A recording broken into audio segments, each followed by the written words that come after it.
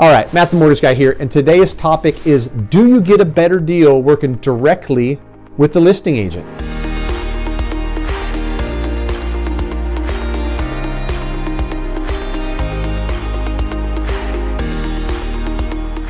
This is something that I know is a hot topic. I know it's something that in real estate groups especially is something that can be highly debated, a little bit sensitive. This question actually comes from a real estate group that I'm part of, where I saw somebody ask this question. I saw a little bit of back and forth, and I thought to myself, you know what? I'm gonna make a video on it, my 2 cents, because as a mortgage broker, I'm dealing with all kinds of different buyers. I'm dealing with buyers who are partnered with the best of the best real estate agents. I work with buyers who are partnered with the worst of the worst real estate agents. I deal with buyers that choose not to use a real estate agent and do some sort of for sale by owner. I deal with buyers who go directly to the listing agent. They negotiate with them and I do the loan there. So I deal with everybody. And so from my chair, seeing everything that I see, I think that I can give some insight into whether or not you get a good deal working directly with the listing agent. And so let me set it up first. I'll set up the notion that you get a better deal, where the folks are coming from who use this strategy and what I think their thoughts are on why it can create a better deal.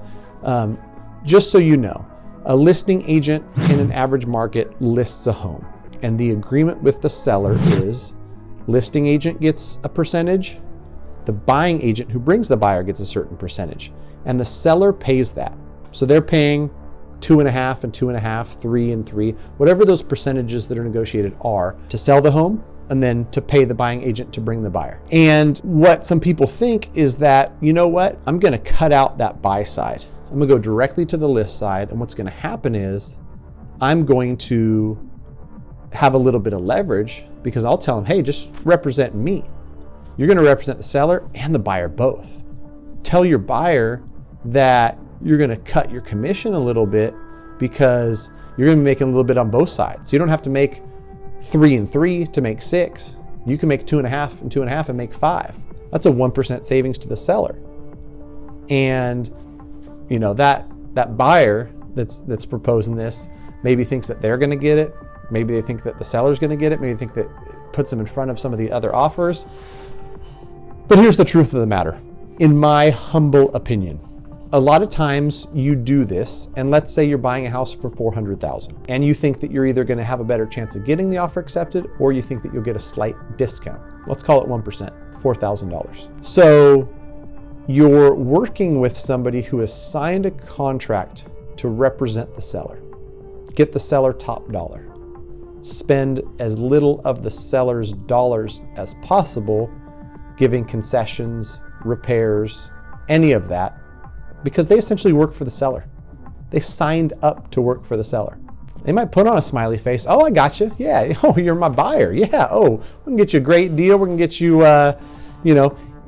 here's where I find it hard to believe that you can have somebody that is working in the best interest of the seller, get the most, the highest priced, net them the most, and also work with you as a buyer and fight to get you the very best deal possible. I mean, these things are directly correlated. And getting the seller the most and getting the buyer the best deal are on opposite ends. And so that's where it gets tough, because I've been part of so many transactions that it might feel like you got a deal. Oh, I got them to accept $395. No concessions were made. There was $7,000 in repairs that you just, forgot about because your agent said, listen, the seller's not going to do it. They're going to back out. They already gave you a deal at $395. It's just not happening.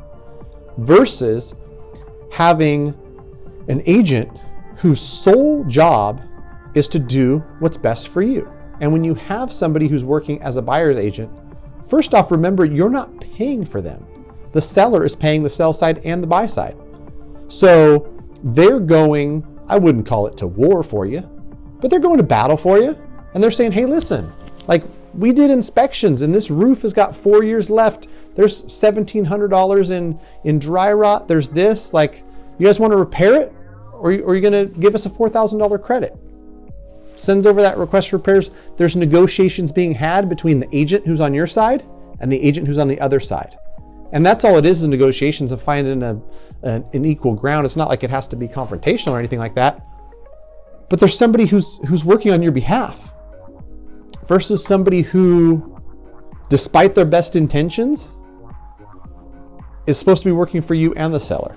So I think that's where I stand. I think that in my experience dealing with hundreds of home buyers across thousands of transactions, you're best off working with an agent who truly is only working for you. If it means every once in a while somebody sneaks in the back door and gets an offer accepted by working with a listing agent, so be it. If it means that, they negotiated something and got a 1% price reduction because they were working with the agent, so be it.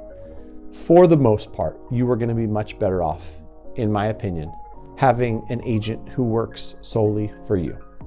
And the best of the best agents are worth their weight in gold. When you're purchasing the largest asset that you'll ever own, for most people, unless you're getting Lear jets and stuff. A lot of my clients aren't getting Lear jets.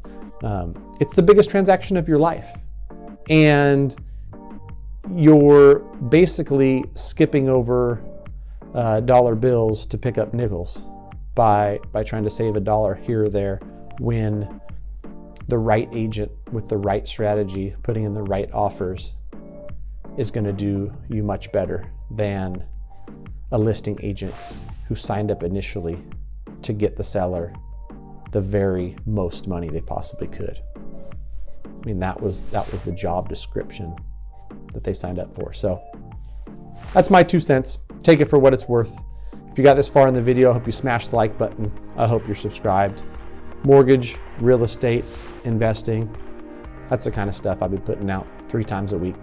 Thanks for watching.